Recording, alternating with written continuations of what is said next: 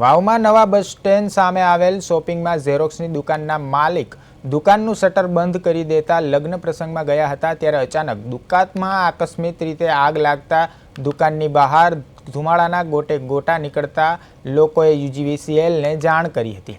આ જાણ કર્યા બાદ યુજીવીસીએલે વીજ પુરવઠો બંધ કરાવ્યો હતો અને આજુબાજુમાંથી દુકાનદારો લોકો લાકડી લઈને દુકાનનું શટર ખોલ્યું હતું ત્યારે દુકાનમાં લાગેલી વિકરાળ આગ સામે આવી હતી, જેમાં ઝેરોક્સના દરેક મશીનો, ફર્નિચર તેમજ સ્ટેશનરીનો સામાન બળીને ખાખ થઈ ગયો હતો।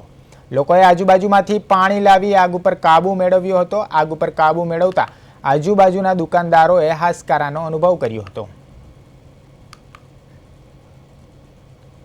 हमारी दुकान में आज सवारे दुकाने आवेला था, પછી લગ્નમાં ગયા તો દુકાન બંધ કરી શટર બંધ કરીને ગયા હતા, પણ અંદર કુદરતી શોર્ટ સર્કિટ લાગવાથી અંદર સંપૂર્ણ રહેલો અંદાજે 25 લાખ જેટલો માલ સંપૂર્ણ નાશ પામેલ છે। કશું પણ બચ્યું નથી, અમારે ડોક્યુમેન્ટ કોઈ પણ બચ્યું નથી। અંદર સરકારી રેકોર્ડો પણ પડેલો હતા, મારી ઝેરોક્સની દુકાન હતી પણ સરકારી રેકોર્ડો પડેલા હતા, તે પણ સંપૂર્ણ નાશ પામેલ છે। અંદર લેમિનેશન કરવામાંથી વાવ પંચાયતમાંથી આવેલું રેકોર્ડ પણ સંપૂર્ણ નાશ પામ્યું છે। અમારા પાસે કશું પણ રેકોર્ડ, કશું પણ ચીજ વસ્તુ કશું બચ્યું નથી।